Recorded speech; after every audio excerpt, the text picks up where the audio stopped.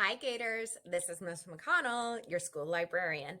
As part of the Positivity Project, we are exploring curiosity this week. So, my read aloud for today is Ada Twist, Scientist by Andrea Beaty and illustrated by David Roberts.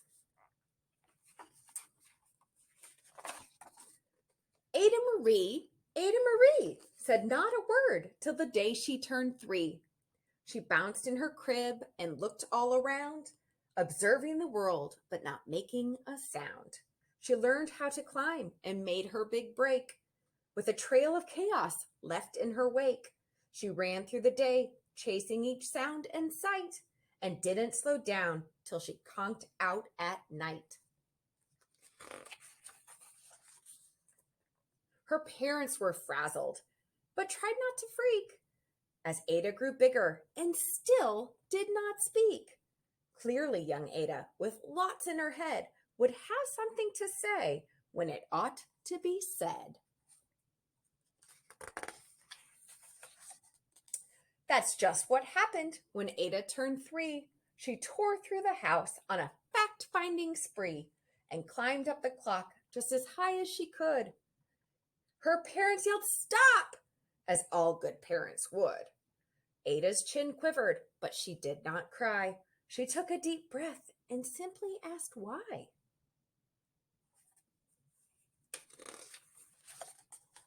Why does it tick and why does it talk? Why don't we call it a granddaughter clock? Why are there pointy things stuck to a rose? Why are there hairs up inside your nose? She started with why, and then what, how, and when. By bedtime, she came back to why once again. She drifted to sleep as her dazed parents smiled at the curious thoughts of their curious child, who wanted to know what the world was about. They kissed her and whispered, "You'll figure it out." Her parents kept up with her high-flying kid, whose questions and chaos both grew as she did.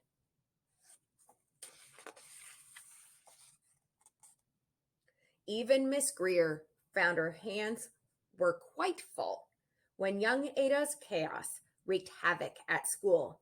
But this much was clear about Miss Ada Twist. She had all the great traits of a great scientist. Ada was busy that first day of spring, testing the sounds that make mockingbirds sing, when a horrible stench whacked her right in the nose, a pungent aroma that curled up her toes.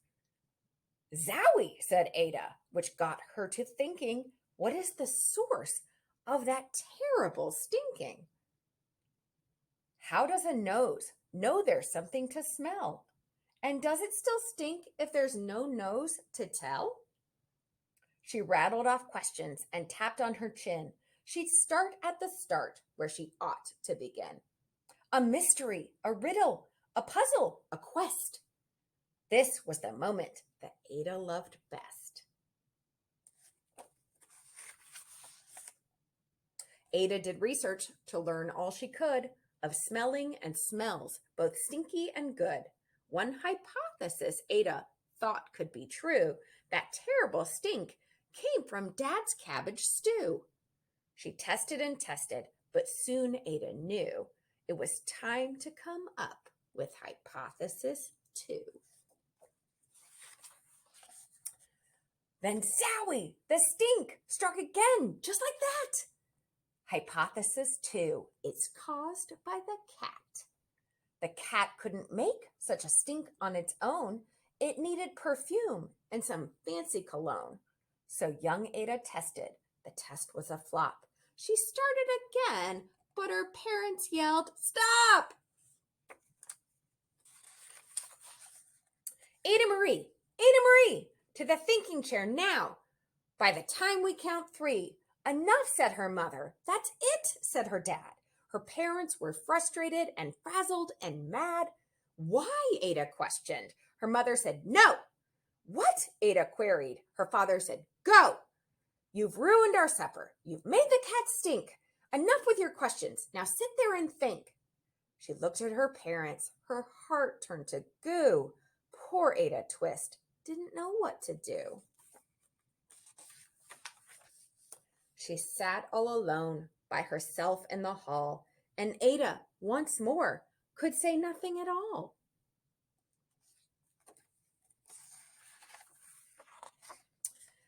And so Ada sat, and she sat, and she sat, and she thought about science and Stu and the cat, and how her experiments made such a big mess. Does it have to be so? Is that part of success?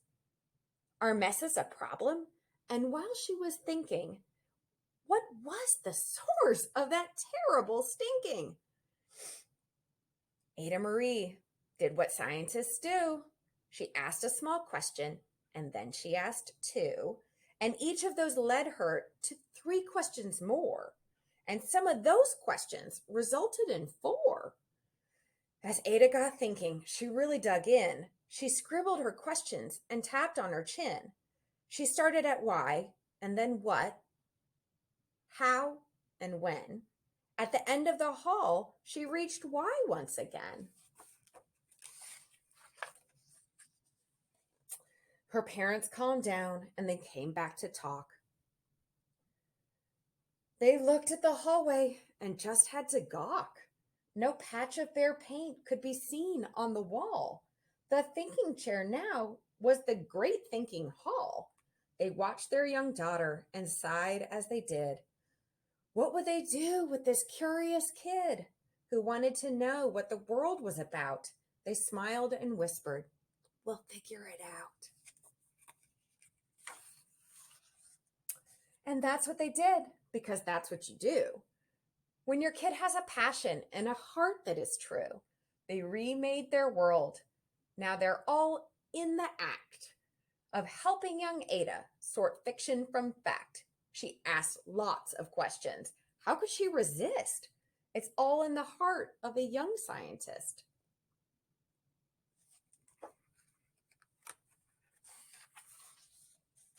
And as for that smell, well, what can Ada Twist do but learn all she can with her friends in grade 2? Will they discover that stink that curls toes? Well, that is the question. And someday, who knows? Thank you so much for reading with me. I hope you go check out the library page and see more read alouds there. Have a great night, Gators.